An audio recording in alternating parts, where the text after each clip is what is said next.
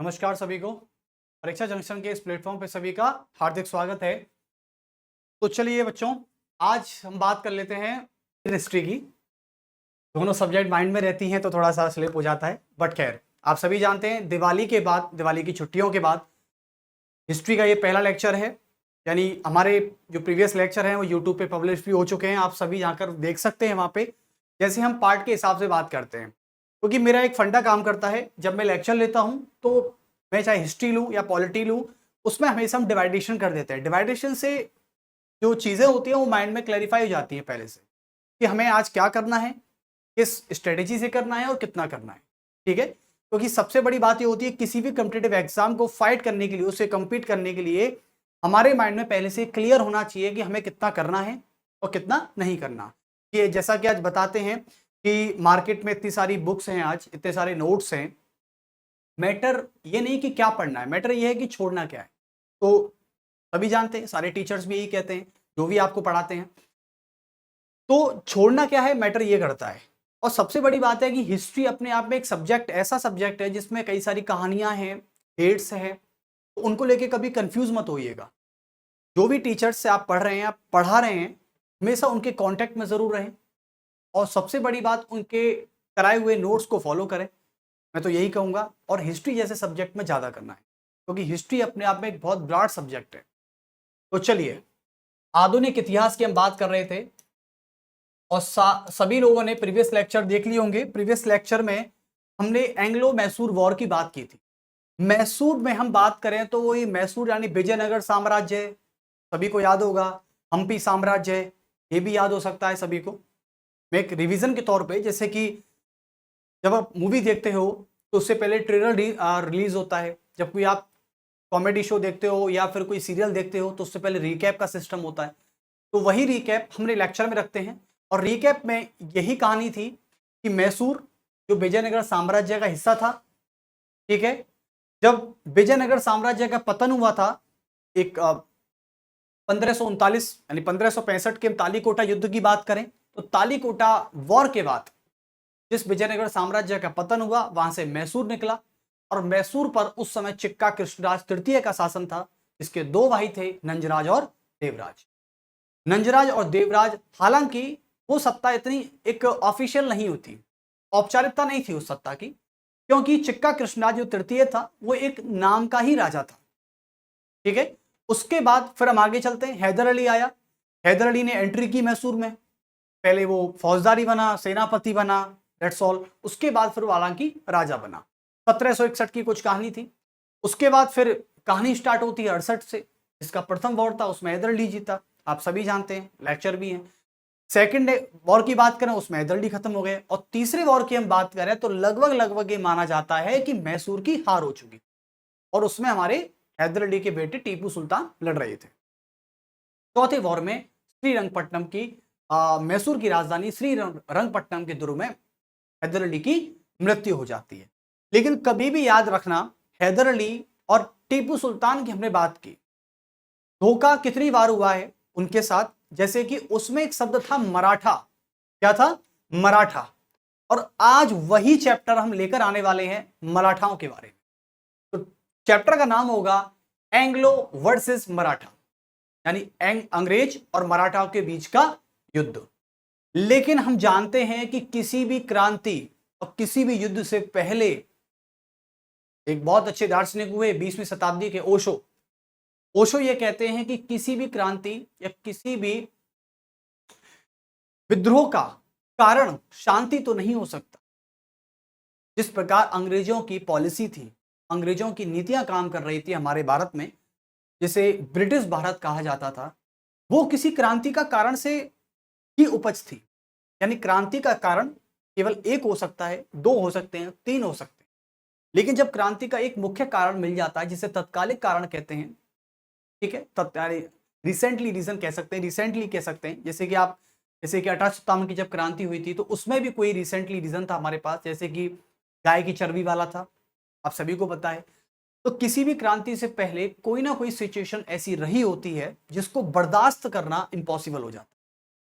वही चीज थी मराठाओं के साथ।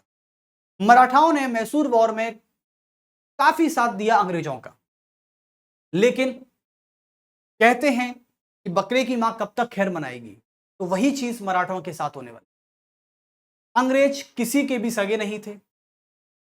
जब हैदर अली से युद्ध लड़ रहे थे तब ये मराठाओं को लालच दे रहे थे, और जब ये मराठाओं से युद्ध लड़ेंगे तो जाने किस किस को लालच दिया जाएगा, किस किस को अपनी मुट्ठी के वश में किया जाएगा, आप इस लेक्चर में देखने वाले हैं।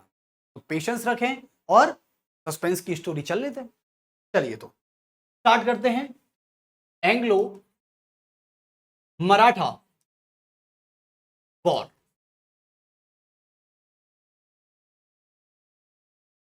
अब एंग्लो मराठा वॉर में सबसे पहले हम पढ़ते हैं मराठाओं की सिचुएशन क्या है, इनका स्टेटस है क्या हमारे भारत में।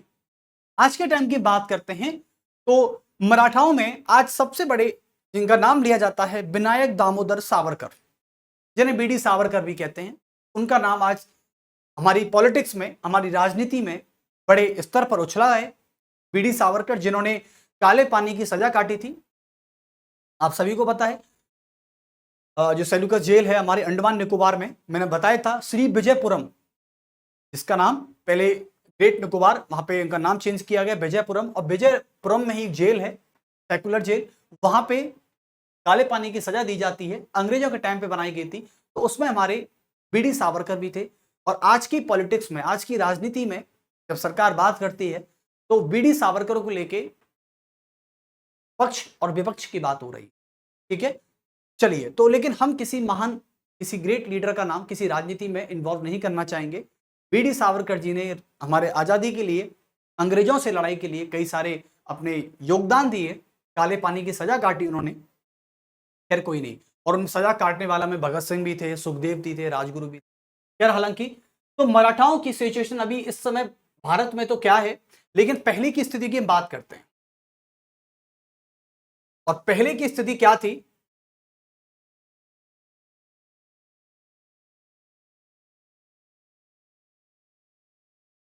अंग्रेज मराठा युद्ध।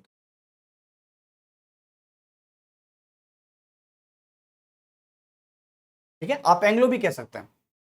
चलिए तो मराठाओं की स्थिति लगभग लगभग 18वीं शताब्दी की बात कर लेते हैं, यहीं से पता चल जाता है। अच्छा, आप सभी को पता है कि मैसूर के युद्ध के समय मराठा बड़े उछल उछल कर अंग्रेजों का साथ दे रहे थे, और इनका साथ एक हैदराबाद के निजाम के साथ था। और मैं हैदराबाद के निजाम को एक दोगला व्यक्ति कहता हूं, क्योंकि वो दोगला व्यक्ति था, मैं कोई दौरा ही नहीं है, उसको तो पूरा इतिहास ही दोगला कहता है हैदराबाद के निजाम को। और हैदराबाद के निजाम की कहानी दोगले वाली रही है, चाहे सरदार पटेल से उसका डिबेट हो, उसने सरदार पटेल तक को नहीं छोड़ा यार। अब बताइए, यानी हैदराबाद का निजाम, देखो किसी के खून में एक दोगलापन हमेशा से रहता है, वो हैदराबाद के निजाम में उसके वंशज में ही था, और इसमें कोई दिक्कत नहीं है, क्योंकि कई सारे लोगों ने इसे दोगलापन बोला है, तो इसमें हम बोल दें तो इसमें कोई परेशानी भी नहीं होनी चाहिए।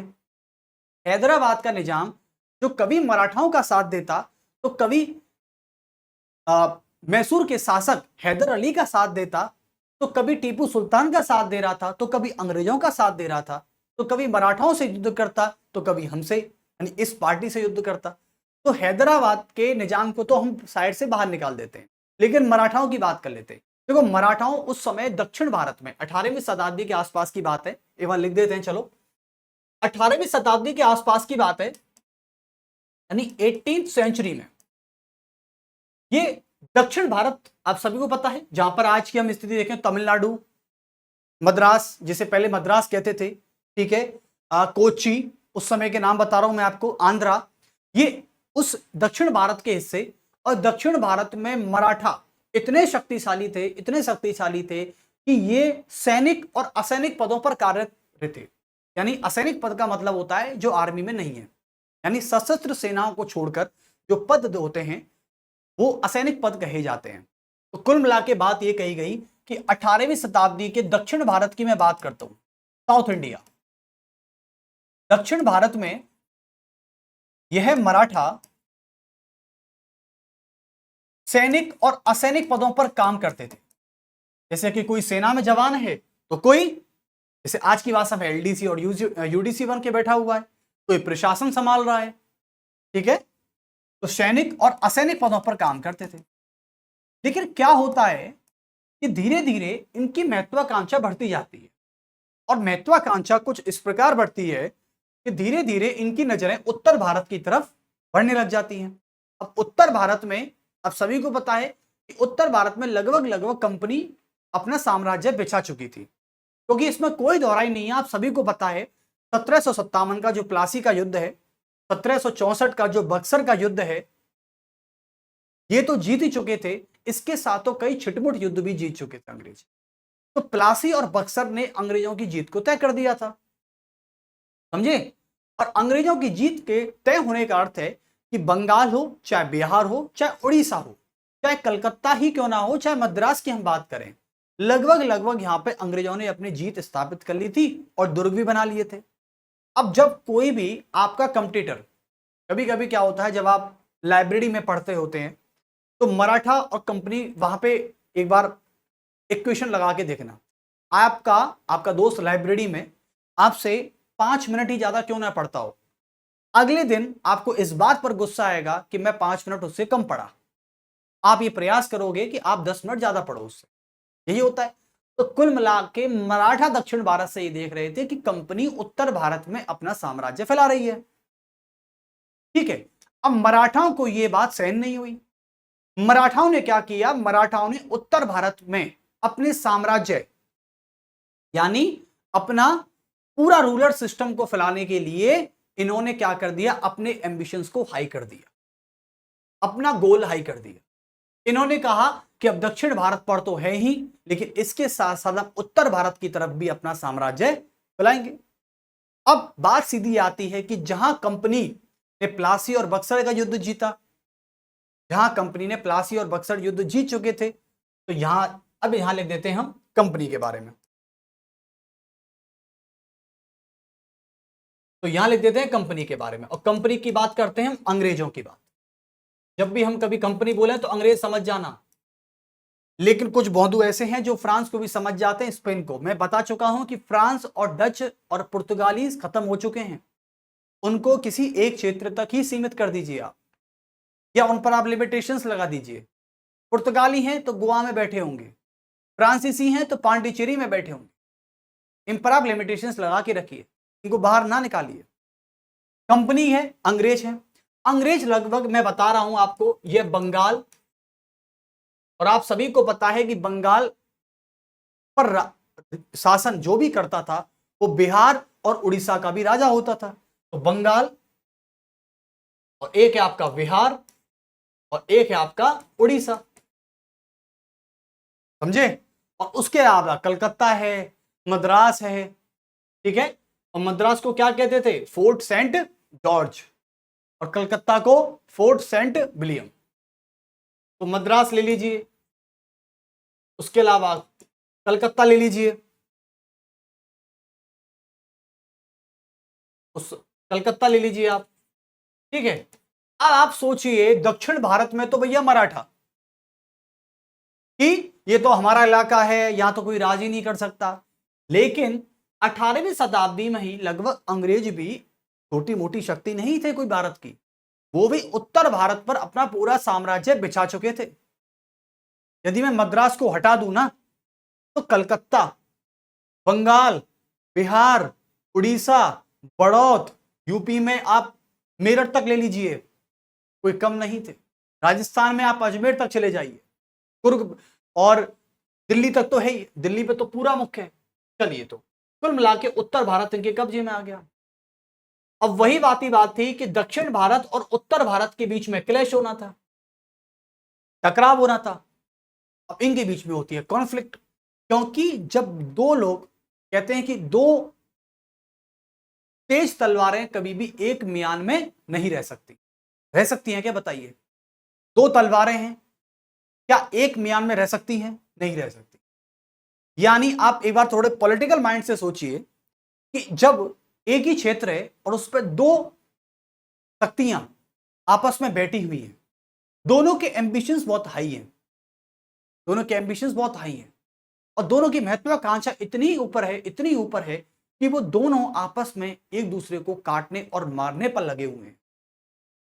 मराठा सोचते हैं कि अंग्रेज गलत है, अंग्रेज सोचता है कि मराठा गलत है। अब बात यह है तय करने वाला कौन कि गलत कौन और सही कौन।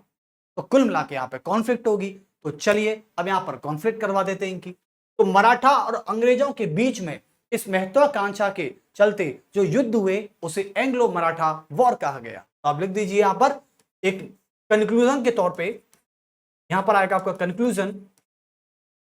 तो लिख देंगे कि उत्तर भारत में, नॉर्थ इंडिया की तरफ, उत्तर भारत में साम्राज्य विस्तार की महत्वाकांक्षा के चलते, उत्तर भारत में साम्राज्य विस्तार की महत्वाकांक्षा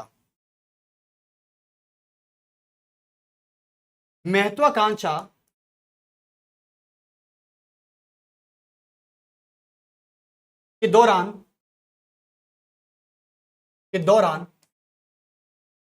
अंग्रेज और मराठाओं के बीच में, अंग्रेज और मराठाओं के बीच में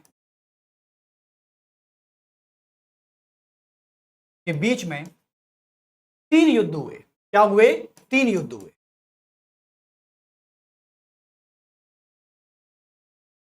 अब दो ही करना, तीसरे में इतना कोई खास नहीं, दो करें आप।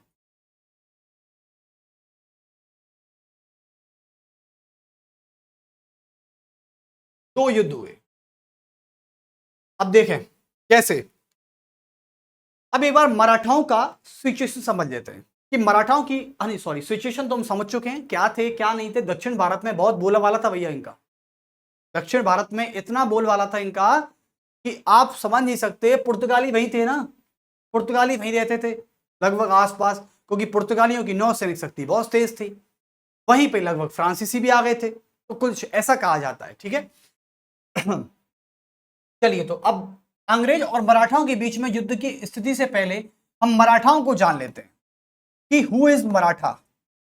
देखो मराठाओं की बात करें तो दक्षिण भारत में सभी को पता है असैनिक और सैनिक पदों पर काम थे। अच्छा, सैनिक में जो काम करता था, आर्मी में जो था, वो तो सैनिक कहा जाता है, ठीक है, इसमें कोई दौरा ही नहीं है। लेकिन जो असैनिक पद आते हैं, असैनिक पदों पर क्या आता है, छोटे छोटे जमींदार भी आ सकता है, प्रशासनिक ऑफिसर भी आ सकता है। जैसे मराठाओं में कोई प्रशासन चलाता है तो कोई बाबू बन के बैठा है महल में, या फिर ये हो सकता है कि कुछ लोग जमींदार के रूप में काम कर सकते हैं, कुछ लोग कॉन्ट्रैक्ट बेस पे ठेकेदार के रूप में काम कर सकते हैं। तो ये छोटे भूमिया स्तर हुआ करते थे। इन्होंने अपने लेवल को धीरे धीरे करना, बड़ा करना स्टार्ट कर दिया, ठीक है। और मराठाओं में जो कहे जाते हैं, मराठाओं में एक बात कही गई, सबसे शक्तिशाली मराठा कौन सा था। यदि आपसे मैं पूछूं कि सबसे शक्तिशाली मराठा, उसका नाम है पेशवा बाजीराव प्रथम। याद रखना, इसका नाम याद रखना, बाजीराव प्रथम सभी मराठाओं में सबसे शक्तिशाली मराठा निकला था। और मैं बता रहा हूं, पेशवा बाजीराव प्रथम के बाद मैं आपकी बात करूं ना, तो सारे मराठा इतने कमजोर निकले कि वह अपना साम्राज्य तक छोड़ो, यानी अपनी स्थिति को नहीं बचा पाए, अपनी स्टेटस को नहीं बचा पाए वो। हालांकि मराठाओं ने बहुत तरक्की की, मराठाओं ने अपने आप को इतना उभारा। ये अहमद शाह अब्दाली का जो युद्ध हुआ था ना 1761 में, इसके बाद ये लोग इतना डाउन हो गए थे, लेकिन हालांकि फिर भी इन्होंने अपनी शक्ति को इतना मजबूत कर लिया कि ये लोग अंग्रेजों से युद्ध कर बैठे भाई साहब। लेकिन कहते हैं ना कि जिसकी लाठी उसकी भैंस, अंग्रेज भी इनसे 2 गुना ज्यादा थे, इनको नहीं पता था। मराठाओं को क्या लगा, मराठाओं को लगने लगा कि अरे अंग्रेज ही तो हैं, कोई नहीं, बाहर की शक्ति है, हम तो जमीन से जुड़े हुए नेता हैं, हमारा कौन क्या उखाड़ लेगा। ओवर कॉन्फिडेंस इंसान को मरवा देगा। वही हुआ मराठाओं के साथ। मराठाओं ने को समय इतना दिया गया, लेकिन इन्होंने समय का कभी सदुपयोग नहीं किया गया। इन्होंने केवल अपना समय किसमें लगा दिया, गृह कलेश में लगा दिया।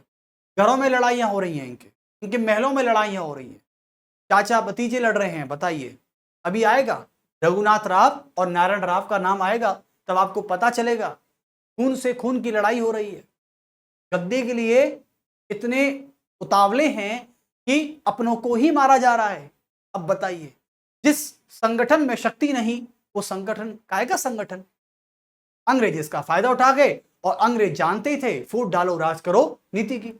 चलिए, इसके तो ये राजा थे। तो जब भी कहते हैं कि मराठाओं के पतन में यूपीएससी में एक बार क्वेश्चन पूछा गया 2019 के आसपास या 18 में पूछा गया था, मुझे एग्जैक्टली याद नहीं है। 19 में क्वेश्चन था यूपीएससी GS1 में। GS1 जो मॉडर्न हिस्ट्री वाला है, लगभग 60 से 70% कवर करती है। उसमें पूछा गया कि अंग्रेज मराठाओं के युद्ध के चलते हुए मराठाओं के पतन की मुख्य कारणों की विवेचना कीजिए, यानी आप उसका रीजन दे दीजिए कि उनका पतन कैसे हुआ। तो मराठाओं की शक्ति का पतन का सबसे पहला कारण था, क्या था? संगठन में कमी, यूनिटी में कमी, यानी एकता में कमी थी उनके। तो बस वही कारण जाने आप, उसके अलावा और भी कारण आएंगे, जानेंगे धीरे धीरे करके। चलिए, तो मराठाओं की बात करें तो मराठाओं में एक मराठा मिलते हैं, जैसे कि पूना के पेशवा। जो पूना है वहां पे मराठाओं को पेशवा कहा गया। और एक्चुअली में क्या होता है मैं आपको बताना चाहूंगा। जैसे कि हमारे यहाँ पे जाति होती है, ठीक है। अब जाति में उपजातियां होती हैं। जैसे कि आज कोई भी मान लो किसी ब्राह्मण जाति से आता है, ठीक है, तो ब्राह्मण जाति में भी उसकी कई सारियां उपजातियां हो सकती हैं। जैसे कि जाति है मान लो जनरल कैटेगरी, आप भरते हो ना अनरिजर्व कैटेगरी, UR वाला ऑप्शन भरते हो, तो उसमें आता है सामान्य श्रेणी का हूं, ठीक है। अब सामान्य श्रेणी में उपजाति आती है ब्राह्मण। ब्राह्मण में भी कई सारी उपजातियां हैं। जैसे आप कौन से ब्राह्मण हो, ये तो पूछते हैं लोग कि आप कौन से ब्राह्मण हो। उसी प्रकार से मराठा एक कम्युनिटी हो सकती है, उस कम्युनिटी के अंदर आती है सब कम्युनिटी। जैसे कि मराठा में हुए पूना के पेशवा, पूना के पेशवा। अब पूना के मराठाओं को पेशवा कहा गया। ऐसी बात करते हैं तो ग्वालियर के सिंधिया। आपने एक पॉलिटिशियन का नाम सुना होगा, ज्योतिराव सिंधिया। आप गूगल पे सर्च भी कर सकते हैं, वो अभी बीजेपी के पॉलिटिशियन है, ठीक है। तो वह ग्वालियर के सिंधिया।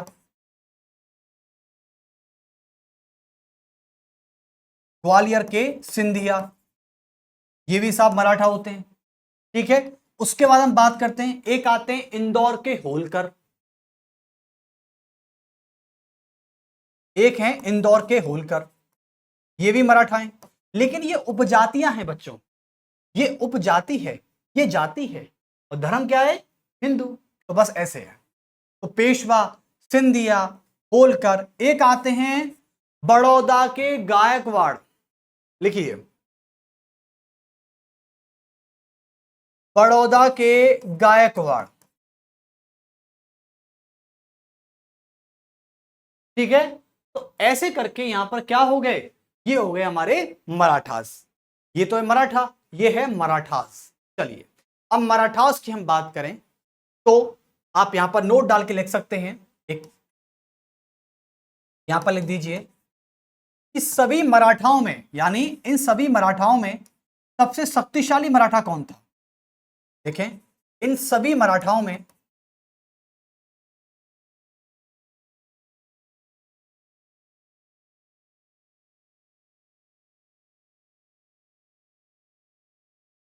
इन सभी मराठाओं में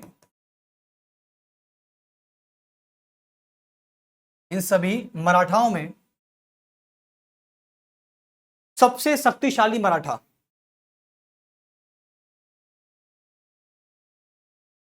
सबसे शक्तिशाली मराठा, उसका नाम ले सकते हैं बाजीराव प्रथम। पेशवा था, तो पेशवा कहां के हुए? पूना के। बाजीराव प्रथम।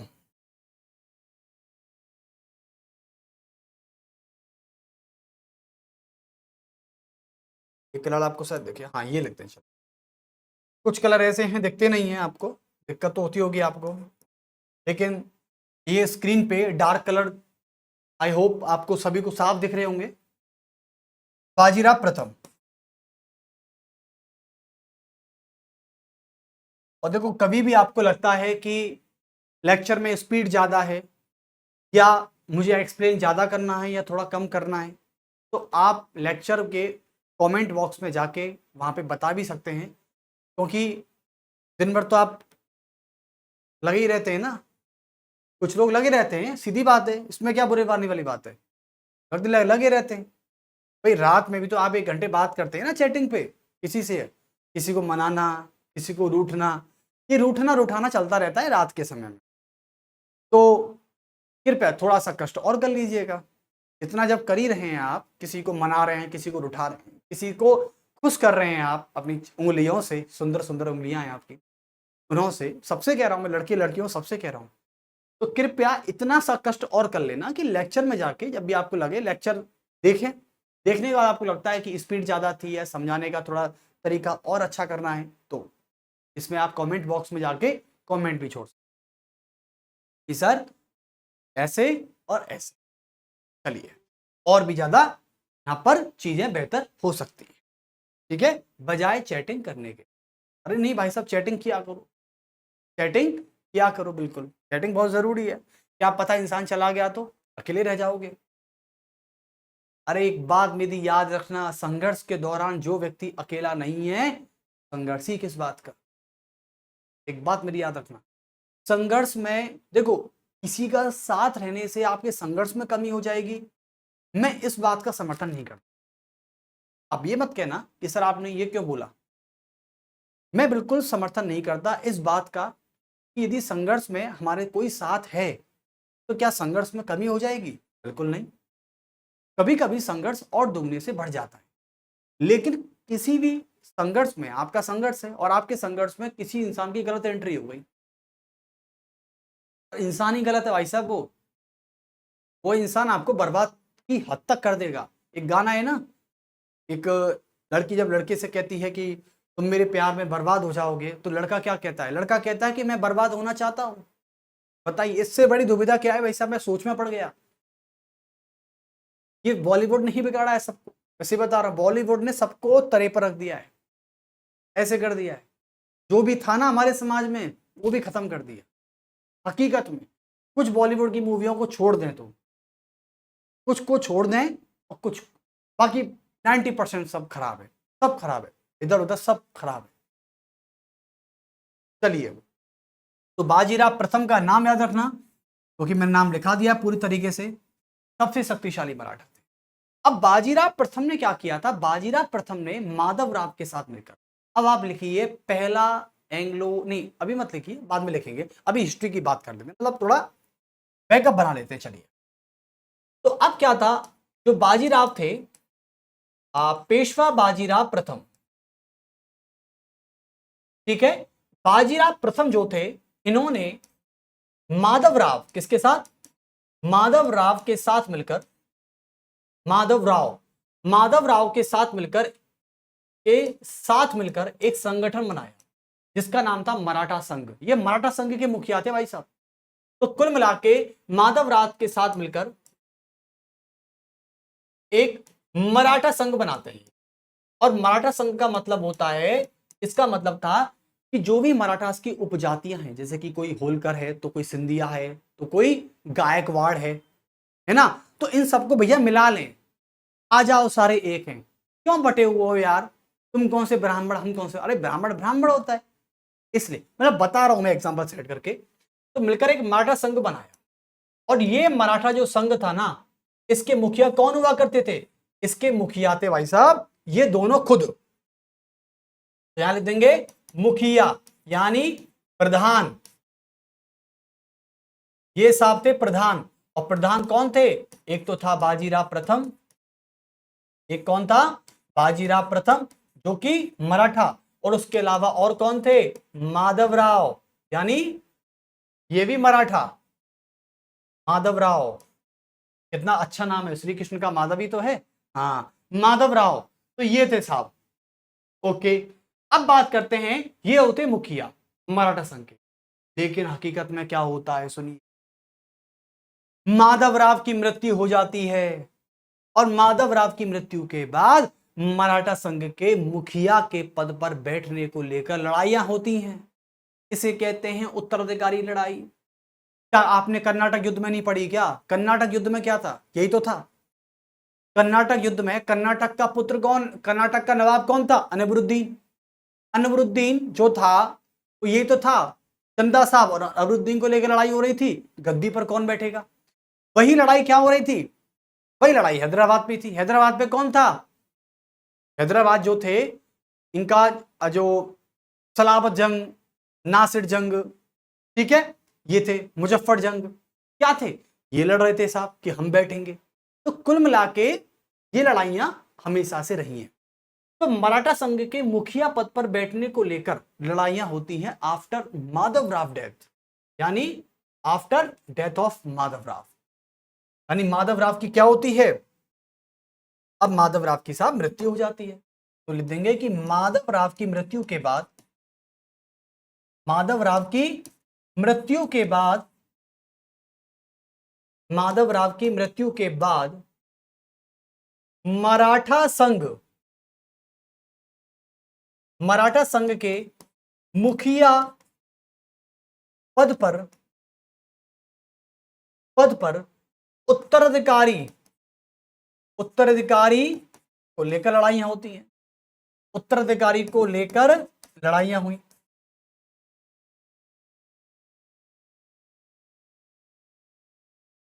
लड़ाइयां हुई, अब उत्तराधिकारी को लेकर लड़ाइयां हो गई, ठीक है, कि कौन बैठेगा, क्योंकि माधवराव तो चले गए, बाजीराव प्रथम रह गए।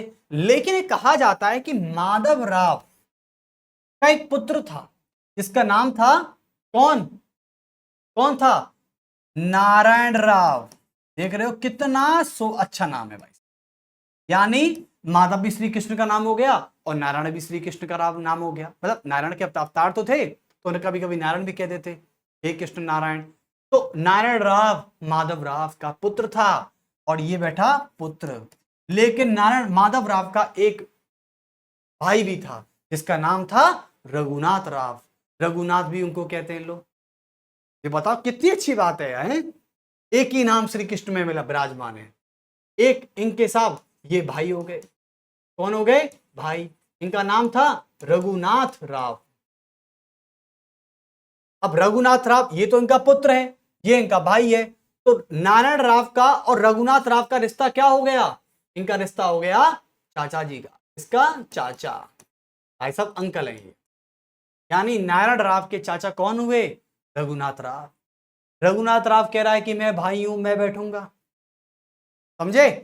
बड़ा भाई नहीं रहा तो क्या हुआ, छोटा भाई है, मैं बैठूंगा मराठा संघ की गद्दी पर, ठीक है। चलिए, माधव राव, नारायण राव कहता है कि माधव राव का बेटा कौन है, मैं हूं। और बाप की गद्दी पर बेटे का हक होता है, भाई का हक नहीं होता। ये यहां दूसरा गणित चल रहा है। तो मराठा संघ के मुखिया को लेकर चाचा और भतीजे में हो जाती है लड़ाई। इस लड़ाई में नुकसान होता है नारायण राव को। रघुनाथ राव अपना षड्यंत्र का शिकार करता है और षड्यंत्र का शिकार करता है अपने भतीजे के खिलाफ। इसमें रघुनाथ राव का षड्यंत्र रघुनाथ राव की क्या करवा देता है, मृत्यु करवा देता है। क्या करवा देता है, मृत्यु। तो नारायण राव की डेथ हो जाती है यहां पर, यानी माधवराव बाप खत्म तो बेटा भी खत्म। हालांकि माधवराव तो चलो मृत्यु से खत्म हुई, ये तो षड्यंत्र के खिलाफ हुई। अब रघुनाथ राव कह रहा है कि मेरा रास्ता साफ हो गया, लेकिन ये व्यक्ति भूल गया कि अभी तो असली बाप बैठा है, अभी तो असली पिता बैठे हैं, यहां बाप बैठे हैं, जो कि मराठाओं के सबसे बड़े मुखिया हुआ करते थे, जिनका नाम है नाना फडणवीस। अभी आएंगे वो भी, रुक जाओ। तो रघुनाथ राव सोच रहा है कि चलो माधव राव तो चले गए थे, चलिए ठीक है, उनकी आत्मा को शांति मिले, लेकिन नारायण राव को तो मैंने मार दिया, अब मैं बैठूंगा गद्दी पर। लेकिन इसको क्या पता था रघुनाथ राव को कि भैया दूसरी स्टोरी और चल रही थी बीच में। वो स्टोरी क्या थी कि नारायण राव का एक बेटा था, नारायण राव की पत्नी थी गंगाबाई, और गंगाबाई से एक पुत्र उत्पन्न हुआ जिसका नाम था युवा माधवराव। यानी युवा माधवराव अपने दादाजी का नाम ले दिया उसने, और उसका नाम हो गया युवा माधवराव। तो नारायण राव का बेटा था जिसका नाम था युवा माधवराव, बहुत बढ़िया। और युवा माधवराव गद्दी पर बैठा है किसकी मदद से, नाना फडणवीस की मदद से। नाना फडणवीस ने क्या किया, इसे मराठा संघ का मुखिया बना दिया, लेकिन अभी नहीं बनाया, औपचारिक रूप से नहीं बनाया था। रघुनाथ राव गद्दी पर बैठ चुका, इससे पहले अब युवा माधवराव भेंट करे, क्योंकि बाप कौन, माधवराव, उसका बेटा कौन, नारायण राव। जब माधवराव खत्म हुआ तो नारायण राव का कहना था कि बाप के बदले बेटा बैठता है। अब ये इसका बाप कौन, नारायण राव। तो नारायण राव के खत्म होने के बाद युवा माधवराव ने बोला कि मैं बैठूंगा, लेकिन उससे पहले क्या हुआ, रघुनाथ राव बैठ चुका था। चलिए, अब क्या हुआ, रघुनाथ राव ने जैसे ही मराठा संघ की गद्दी संभाली तो इसने अंग्रेजों से संधि कर ली। क्या की संधि, अंग्रेजों से संधि कर ली इसने साहब, सूरत की संधि। और सूरत की संधि करके आ गया है 1775 में। तो चलिए अब डालेंगे आप सभी फर्स्ट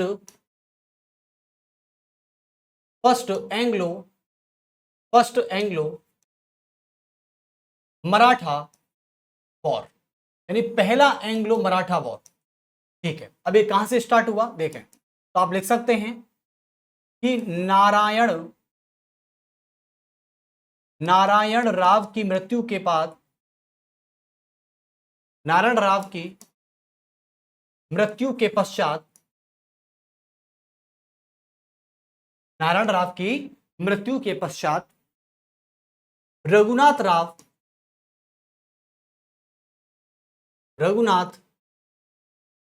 राव, और ये कौन था, माधव राव का भाई, माधव राव का भाई, रघुनाथ राव माधव राव का भाई षड्यंत्र से मराठा संघ के मुखिया पद पर बैठा, मुखिया पद पर बैठ चुका था, बैठा। ठीक है, अब जैसे ही यह मुखिया पद पर बैठा, ठीक है, तो मुखिया पद पर बैठते ही क्या होता है, नारायण राव की तो मृत्यु हो गई, लेकिन नारायण राव का बेटा था युवा माधव राव, और उसकी माता का नाम था, यानी नारायण राव की पत्नी का नाम था गंगाबाई। ठीक है, चलिए अब आते हैं दूसरी स्टेप पर। ठीक है, यहां लिखते हैं फेज 1, ये था फेज 1। ठीक है, यहां से कुछ और अलग ही स्टार्ट हुआ कुछ। अब बात यह कही जाती है कि नारायण राव की पत्नी गंगाबाई जाती है नाना फडणवीस के पास, नाना फडणवीस से कहती है कि मेरा पुत्र क्यों नहीं बना, क्योंकि मेरे जो पति थे नारायण राव, उनकी तो मृत्यु हो गई। अब पति की जगह, यानी युवा माधव राव के पिता कौन थे, नारायण राव, तो पिता की जगह अब पुत्र बैठना चाहिए। तो रघुनाथ राव क्या कर रहे हैं, नाना फडणवीस ने बोला था कि गंगाबाई अभी शांति रखो, रघुनाथ यानी युवा माधव राव को हम जल्दी ही गद्दी पर बैठा देंगे। ठीक है, अब क्या होता है कि रघुनाथ राव मराठा संघ की गद्दी पर बैठा हुआ था। ठीक है, अब मराठा संघ की गद्दी पर बैठा था तो इस व्यक्ति ने क्या हुआ, अंग्रेजों से संधि कर ली, क्योंकि अंग्रेजों के पास तो जाएगा ना, जाना पड़ेगा इसको अंग्रेजों के पास, क्योंकि अंग्रेजों ने तो इसकी मदद की है भाई साहब, अंग्रेजों ने तो भड़काया इसको कि नारायण राव नहीं बैठना चाहिए, तुम बैठो। ये सारा क्या है, ये सारा खेल अंग्रेज कर रहे थे, क्योंकि अंग्रेजों को पता लग गया था कि मराठा संघ के मुखिया पद पर अब इनकी लड़ाई होने वाली है, तो जल्दी से एंटर करते हैं, फूट डालो, राज करो नीति। अब कुल मिला के फेज 1 आया, तो लिखेंगे कि रघुनाथ राव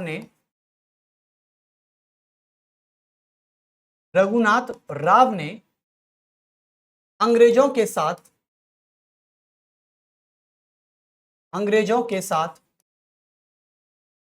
एक संधि की, अंग्रेजों के साथ एक संधि की, और उस संधि का नाम है सूरत की संधि।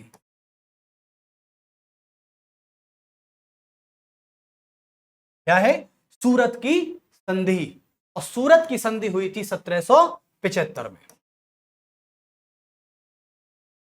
अब डाल दीजिए यहां पर, युद्ध हुआ था आपका 1775 से लेके 1782 के बीच में। पहला एंग्लो मराठा वॉर कब हुआ था, 75 से 82 के बीच में हुआ था। चलिए, तो 75 में सूरत की संधि हो गई। सूरत की संधि नाना फडणवीस को भड़काने वाली थी, आप सभी को याद रहना चाहिए। यानी सूरत की संधि किसके बीच हुई थी, सूरत की संधि दो लोगों के बीच हुई, एक था साहब कौन, मराठा संघ का मुखिया रघुनाथ राव, यहां पर था रघुनाथ राव। और दूसरा व्यक्ति कौन था, दूसरा व्यक्ति था, अरे अंग्रेज हैं और कौन है, कंपनी लिख सकते हैं आप इसे, कंपनी। ठीक है, तो दोनों के बीच में संधि हुई, सूरत की संधि। ठीक है, इस सूरत की संधि में वो काम हुआ जो कभी नहीं होना चाहिए था। मुझे समझ में ये नहीं आता कि हमारे भारतीय समाज में, इंडियन सोसाइटी में ऐसा क्यों होता है।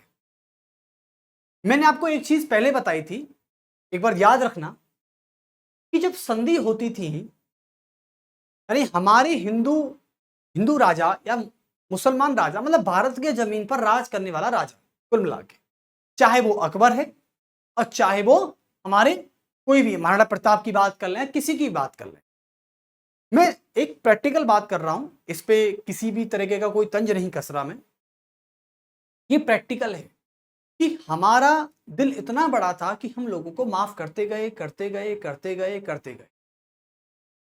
यानी भारत के राजाओं में, चाहे वो राजा किसी भी धर्म का रहा हो, मैं सभी धर्मों की बात कर रहा हूं,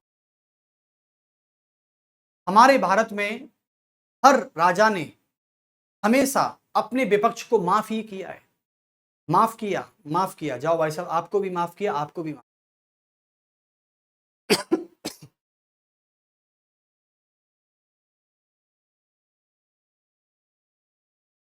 ऐसे माफ करते करते करते करते कंपनी इतनी शक्तिशाली हो चुकी थी।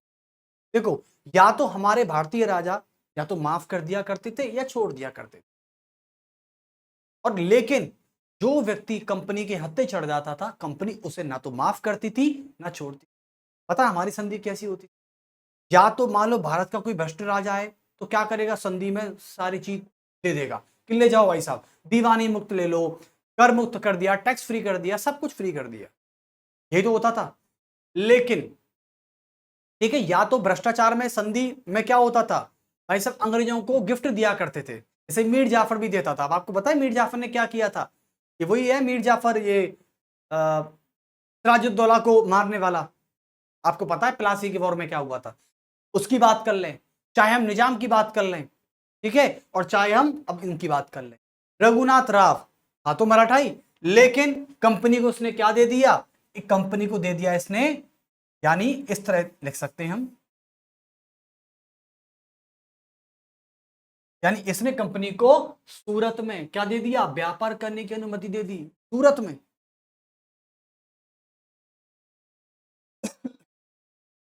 सूरत में व्यापार करने की पूर्ण अनुमति, व्यापार करने की पूर्ण अनुमति। पूर्ण अनुमति का मतलब है कि एक बंदरगाह ले लो भाई साहब, सूरत में व्यापार करने की पूर्ण अनुमति, पूरी परमिशन, कोई रुकावट नहीं है, कोई रेस्ट्रिक्शन नहीं है, सारी परमिशन दे दी कि जाओ सूरत में व्यापार करिए। अब साहब कंपनी खुश, कंपनी क्या बोलेगी रघुनाथ राव से, कुछ नहीं, लेकिन क्या होता है लास्ट में, अब सुनिए।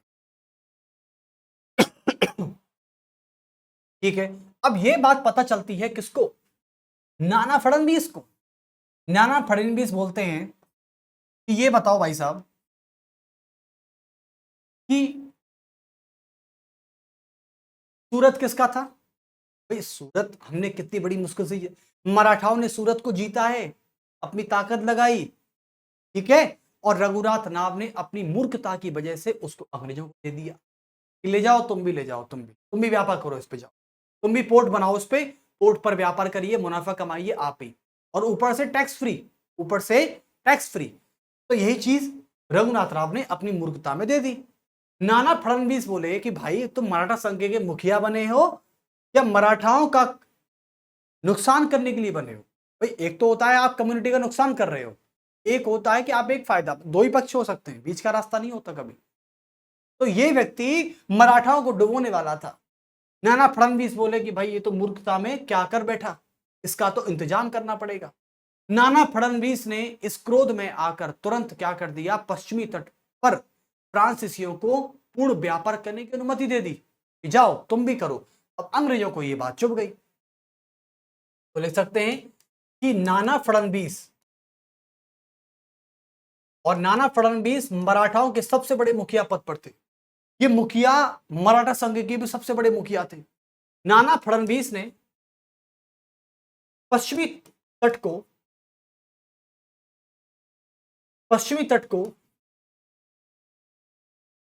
फ्रांसीसियों को सौंप दिया। फ्रांसीसियों को सौंप दिया।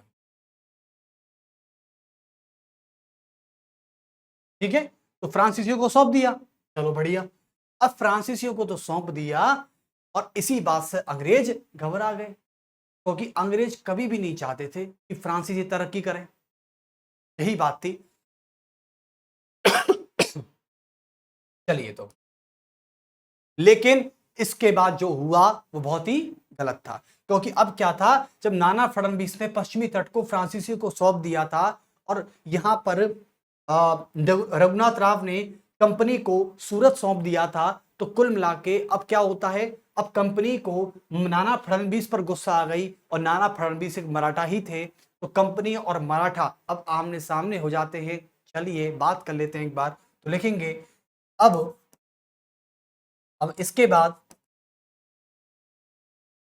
इसके बाद मराठा और कंपनी आमने सामने हो गए।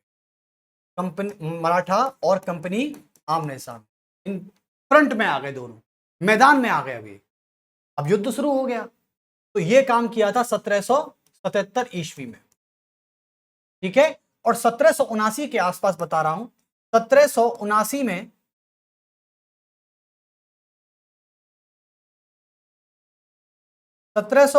में मराठा कंपनी आमने सामने हो गए, आमने सामने हो गए। और जब आमने सामने होते हैं तो इसमें मराठाओं की जीत हो जाती है, और मराठाओं की जीत एक बड़गांव की संधि करवा देती है। क्या करवा देती है? बड़गांव की संधि। तो आप लिख सकते हैं कि पहले चरण में युद्ध के पहले फेज में क्या होता है कि मराठाओं की जीत साबित हुई, मराठाओं की जीत हुई। और जब मराठाओं की जीत होगी तो मराठा क्या करवाएंगे? मराठा करवाएंगे बड़गांव की संधि, बड़गांव की संधि। और बड़गांव की संधि कब हुई थी? 1779 ईस्वी में हो गई थी, समझ गए। और बड़गांव की संधि में गोडार्ड और केमे शामिल थे। कौन थे? गोडार्ड और केमे। यहां पर थे गोडार्ड और यहां पर थे केमे, दोनों के बीच में हुई थी। और ये संधि हुई थी मराठा वर्सेस अंग्रेज। इसमें अंग्रेजों से जबरदस्ती सिग्नेचर करवाए गए बड़गांव की संधि, लेकिन संधि में क्या था? मराठाओं ने माफ कर दिया। यही तो बेवकूफी करते थे हमारे भारत में लोग, और तो कोई बेवकूफ थे ही नहीं। चलिए, तो ये साहब यहां पर बड़गांव की संधि हुई, लेकिन अंग्रेजों ने इस संधि को अपमानजनक संधि कहा। क्या कहा? अपमानजनक संधि। तो लिख देंगे कि सेकंड फेज में क्या होता है, सेकंड फेज में डियर ये होता है, अब अंग्रेज तो घबरा गए, तो अंग्रेजों ने क्या बोला कि बड़गांव की संधि अपमानजनक है। तो लिखते हैं कि बड़गांव की संधि को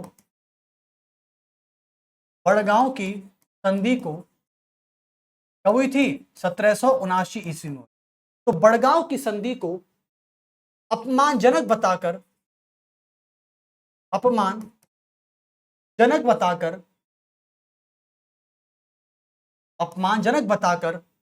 अंग्रेजों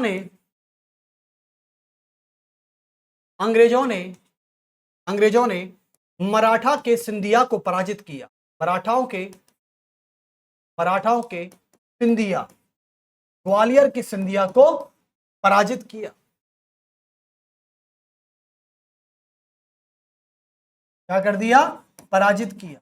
और जैसे ही पराजित किया तो क्या होता है, इन्होंने, अब देखो अंग्रेजों की बात बताऊं आपको, जब ये खुद हारते थे तब तो संधि अपमानजनक है, और जब खुद जीतते थे और जब दूसरा उस संधि का अपमान करता था तब ये कहते थे कि तुम गुस्ताखी कर रहे हो।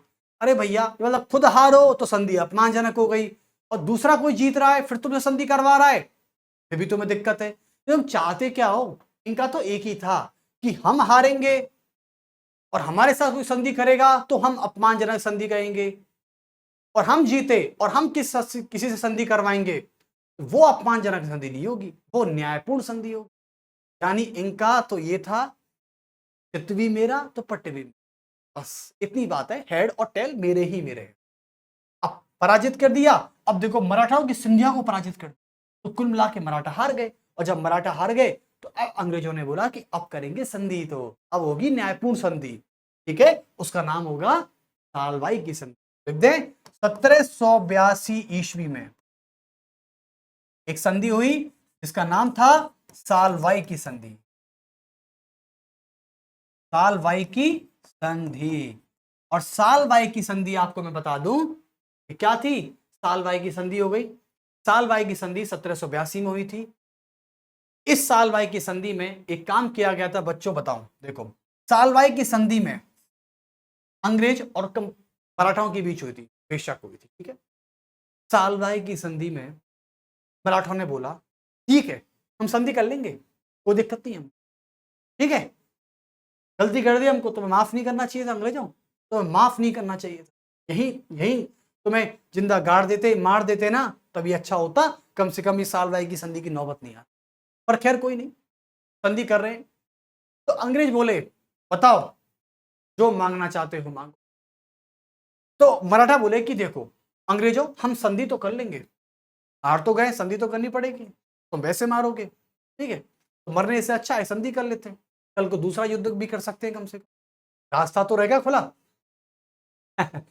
तो रास्ता तो हमसे खुला रखिएगा ना, बंद थोड़ी करेंगे आपकी किसी से लड़ाई हो जाए, ठीक है।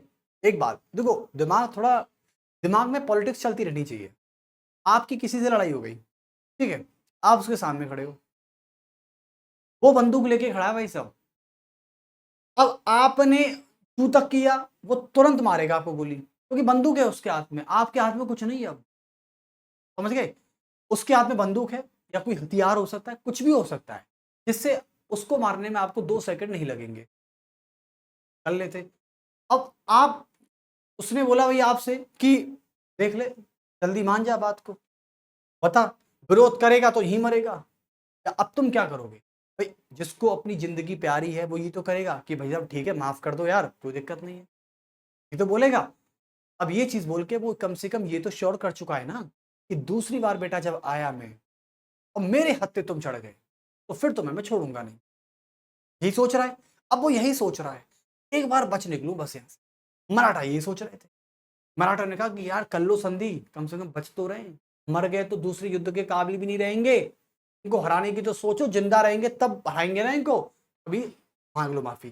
तो कुल मिला के सालवाई की संधि में मराठा झुक गए और अंग्रेजों से बोले कि भाई सुनो, हमारी एक शर्त है, उस एक शर्त को मान लीजिए आप। तो वो क्या शर्त है, इन्होंने बोला कि आप रघुनाथ राव, दो शर्तें हमारी। तो मराठा बोलते हैं अंग्रेजों से कि 2 शर्तें हमारी, अंग्रेज बोलते क्या शर्त है। तो सालवाई की संधि में 2 शर्त निकल कर आती हैं। पहली शर्त आती है आपकी कि रघुनाथ राव को गद्दी से उतारकर मराठा संघ का मुखिया युवा माधव राव को ही बनाया जाए। तो अंग्रेजों ने इस शर्त को मान लिया। तो लिख देंगे यहां पर कि रघुनाथ राव की जगह, रघुनाथ राव की जगह युवा माधव राव को, युवा माधव राव को मराठा संघ का, मराठा संघ का, संघ की, मराठा संघ का मुखिया की मान्यता दी जाए, मुखिया की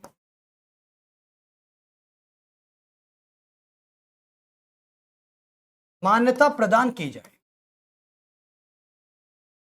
चलिए दूसरी बात हम कर लेते हैं।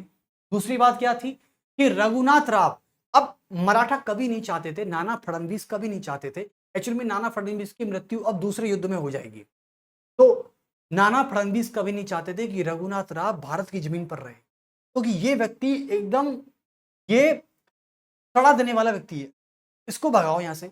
तो नाना फडणवीस ने दूसरी शर्त रखी और क्या बोले कि रघुनाथ राव को अंग्रेजों तुम पेंशन दे दो, इसको बाहरी विदा करो, इसको ट्रेनिंग दो भाई साहब। तो अब अंग्रेजों ने क्या किया, रघुनाथ राव को पेंशन देके इंग्लैंड भेज दी। तो बोला कि रघुनाथ राव को पेंशन दी जाए, रघुनाथ राव को पेंशन देकर लंदन भेज दिया जाए, लंदन भेज दिया जाए।